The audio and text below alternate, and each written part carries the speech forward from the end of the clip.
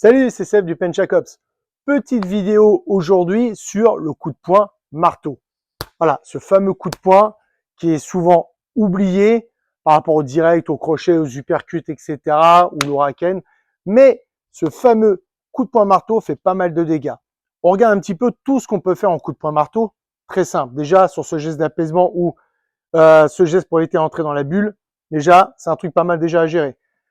De là, ici, au lieu de venir là, etc., de venir par au-dessus, c'est déjà un geste qui sort un petit peu des sentiers battus, etc. On est tellement habitué à envoyer dans l'axe, etc., qu'un truc qui arrive par au-dessus, à part quand on voit une sorte d'attaque au couteau, voilà, on se méfie, mais pas vraiment. On est vraiment sur des fois des gestes qui sortent un peu du côté codifié. On est tellement habitué à cette codification de coups que dès qu'on arrive sur des coups qui sortent un petit peu de l'ordinaire, ça peut mettre un petit peu les synapses en stress. Donc là, sur le coup de poing marteau, on essaye vraiment de venir taper au niveau du nez, au niveau clavicule, au niveau mâchoire, comme ceci, ok? On peut venir aussi, avec une saisie nuque, venir frapper plein nez, comme ceci, voilà. Mais aussi, on peut venir sur le revers. On peut très bien venir ici, là on est là, par rapport au placement sur la caméra, je peux venir ici, pareil au niveau de la mâchoire, du tympan, etc.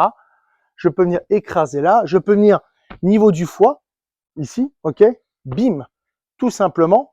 Donc, alors, toutes les frappes où on est ici, là, sur le côté, à part si l'autre est en train de discuter avec un collègue, etc., et que tu viens faire une frappe préventive, là, on est ici, pah, tu viens dans le foie, tu viens dans le plexus, tu viens dans le foie, là, ok. Mais bon, toi, faut déjà que tu aies réussi à te faire, comment dire, effacer du regard du premier gars, voilà, de venir frapper ici, toujours avec cette frappe marteau, ok. Là, on va voir si c'est efficace, etc., et on va regarder un petit peu ses frappes. Il y a beaucoup, Bud Spencer, quand faisait des pas mal, mais tu te rappelles cette frappe où ça venait au-dessus de la tête, etc.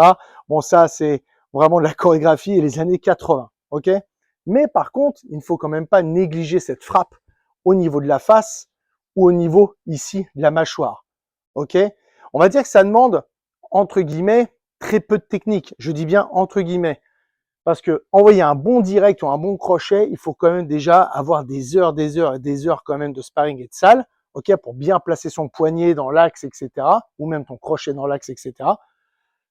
Une frappe marteau, si tu regardes bien, avec la panique, la peur, etc., tout le monde sait faire ça. Tout le monde sait tenir un outil, tout le monde sait faire ce geste-là, et de là, je pense que ça peut être quand même intéressant de le bosser, voilà, en self-défense, etc., de venir ici, de venir frapper là, de venir ici, voilà. Donc, dis-moi ce que tu en penses en commentaire. Après, je te les afficherai, je te répondrai, il n'y a pas de souci. Mais de travailler en drill, même avec des pattes d'ours, si on n'a pas de bas, par exemple, tu mets une patte d'ours comme ceci et tu viens frapper comme ceci en frappe latérale. Mais sur un bob, c'est quand même pas mal de le bosser en répétition, sur la clavicule, sur la tête. Voilà, on vient travailler sa précision au niveau mâchoire, ici. Donc, je viens ici et je viens frapper en plein sur la face, mais avec cette saisie. Pourquoi? Parce que si je suis ici et que je viens là, s'il recule, je vais être sur le sternum. Ok? Donc des fois, c'est quand même une frappe qui peut être ici en maintien de l'individu, voilà, en gestion de la crise, entre guillemets, et qu'au dernier moment, si ça déclenche, voilà, j'essaye légèrement de mettre mon bras en opposition ici, bim, et je suis là. Bah, voilà, tranquillement.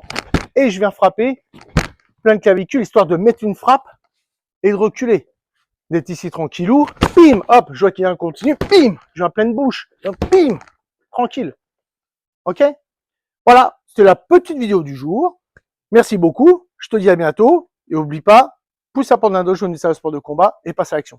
Ciao, ciao.